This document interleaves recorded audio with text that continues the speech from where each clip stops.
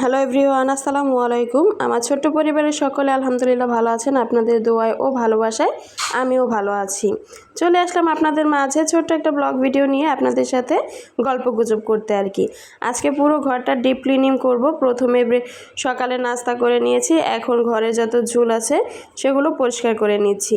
ঘরে ঝুল থাকলে একদমই ভালো লাগে না, খুবই আনিজি লাগে, তাই না বলুন? তারপরে ঘরের যে ফ্যানটা আছে সেটা ভালোভাবে সর্বপ্রথম ময়লাটা মুছে তারপরে সাবান পানি দিয়ে মুছে নিয়েছি। দেখতে খুবই ফ্রেশ লাগতেছে। তারপরে আমার যেই কর্নার শেপটা আছে সেটাও ভালো করে মুছে নিয়েছি। সব বয়ামগুলো নামিয়ে তারপরে সাবান পানি দিয়ে একটা ন্যাকড়া দিয়ে ভালো করে মুছে এটাও আবার সুন্দর করে সাজিয়ে নিলাম। পরিষ্কার পরিচ্ছন্ন হচ্ছে ইমানের অঙ্গ। ঘরদোর ময়লা থাকলে নিজের কাছে খুবই খারাপ লাগে, আর পরিষ্কার থাকলে ঘরে আল্লাহ তাআলার রহমত আসে। যাই হোক, ঘরটাকে সুন্দর করে গুছিয়ে নিচ্ছি। আর ঘর ফ্রেশ থাকলে মনটাও ফ্রেশ থাকে। নিজের সংসারের কাজগুলো করতে কিন্তু খুবই ভালো লাগে। আমরা মেয়েরা সারাক্ষণই টুকিটাকি কিছু না কিছু কাজ করে থাকি, তা কিন্তু দেখা যায় না। বাহিরে ছেলেরা কাজ করে সেটাই দেখা যায়। যাই হোক, এগুলো না বলি। এখন আমার পাখির ওয়ারড্রোবটা আর কি গুছিয়ে নেব। এটার উপরে টুকিটাকি কিছু জিনিসপত্র থাকে, তা নামিয়ে তারপরে এটা সরিয়ে ভিতর থেকে আর কি নিচ দিয়ে ভালো করে ঝাড়ু দিয়ে এখান দিয়ে মুছে তারপরে এটা আবার সেট করব। মাসে মাসে এগুলো বা 15 দিনে 10 দিনে এইভাবে পরিষ্কার করলে ঘরের নোংরা জমে না। আর তা না হলে আনাচে কানাচে কিন্তু এমনিতেই খুব ময়লা পড়ে, এটাই স্বাভাবিক, এটা সবার ঘরেই থাকে। পরিষ্কার করে তারপরে এটাও গুছিয়ে নিয়েছি। এখন ওয়ারড্রোবের উপরে যেই একটা র্যাক ছিল সেই র্যাকটাও ভালো করে নামিয়ে ব্রাশ দিয়ে মুছে নিয়েছি। হাত দিয়ে মুছলে চিপা চাপার যে ময়লা সেটা পরিষ্কার হয় না। আর অ্যাকোয়ারিয়ামটাও ভালো করে মুছে তারপরে আর কি রেখেছি। আর যেই দেয়ালের ঘড়িটা মুছতেছিলাম তখন ঘড়িটা পড়ে যাচ্ছিল, তাও ঠাস করে ধরে ফেলেছি আর কি, না হলে ভেঙে যেত। তারপরে যে আমার ছোট্ট র্যাকটা এটাও গুছিয়ে নিলাম আর কি।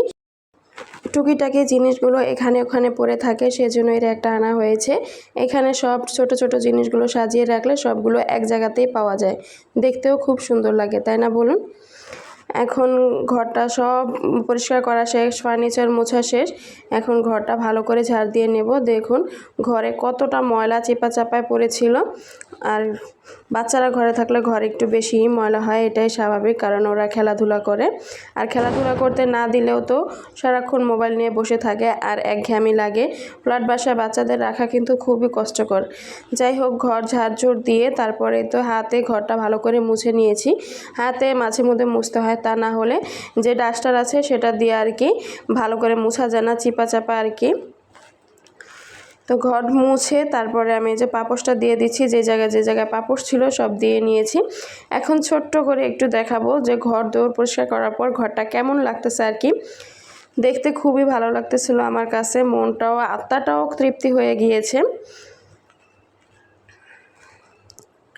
আমরা মেয়েরা সারাক্ষণ এই কাজগুলোই করে থাকি, আর করতেও আমাদের ভালো লাগে। আর একা সারাক্ষণ বাসায় বসে থেকে সময়ও কাটবে না, কাজ করে থাকলে বাসায় বসে সময় কেটে যায়। এখন আমরা গোসল নামাজ সেরে দুপুরে খাওয়া দাওয়া করে নেব। আমার এই ভিডিওগুলো যদি আপনাদের কাছে ভালো লেগে থাকে অবশ্যই কমেন্ট করে জানাবেন। আমি খুব আশাবাদী আপনাদের থেকে। অনেক কষ্ট করে ভিডিও বানাই, অনেক আশা এবং স্বপ্ন নিয়ে আপনাদের ভালোবাসা পেতে চাই। যাই হোক, দুপুরে খাওয়া দাওয়া শেষ। আর রাতে আপনাদের ভাইয়া এখানে কিছু বাজার এনেছিল, ইলিশ মাছ এনেছে, তারপরে শসা এনেছে, বাচ্চার জন্য ফল এনেছে, হালুয়া খাবে সেজন্য বুট এনেছে। তো ওভারঅল ভিডিওটা আপনাদের কাছে যদি ভালো লেগে থাকে আবারও বলবো আমাকে কমেন্ট করে জানাবেন। আর আমার চ্যানেলটিকে সাবস্ক্রাইব করে অল অপশন বাটনটি ক্লিক করে রাখবেন, যাতে আমি কোনো ভিডিও ছাড়া মাত্র আপনাদের কাছে পৌঁছে যায়। যাই হোক, আজকে এই পর্যন্তই। আবার দেখা হবে অন্য কোনো ভিডিওতে। আপনাদের সাথে গল্প করতে চলে আসব। প্লিজ আমাকে পাশে রাখুন, ভালোবাসা দিন। আমিও ভালোবাসা দিয়ে আপনাদের সাথেই থাকব। যাই হোক, আসসালামু আলাইকুম, আল্লাহ হাফেজ।